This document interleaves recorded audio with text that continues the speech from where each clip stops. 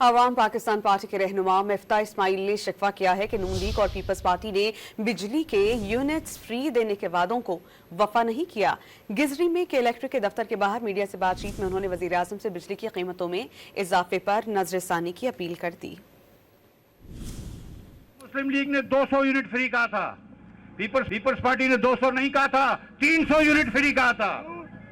Unit ہم کو free نہیں مل رہے، نہ دو فری، لیکن ریٹ تو صحیح لگاؤ، ٹیکس تو اس پہ نہ لو۔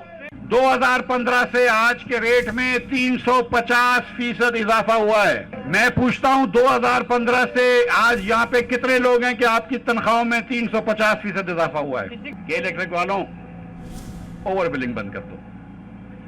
تم لوگ، مجھے پتا ہے تم لوگ ریٹ نہیں سیٹ کرتے، نیپرا سیٹ کرتا ہے، لیکن ہر 15 دن بعد آپ نیپرا پہنچ جاتے ہیں کہ ہمارا 5 روپے بڑھاؤ، ڈومیسٹک بلز کم ہو جائیں گے۔ خدا را اس کے اوپر نظر ثانی کریں۔ میں وزیر اعظم صاحب سے گزارش کرتا ہوں کہ اس پہ وزیر اعظم نظر ثانی کریں۔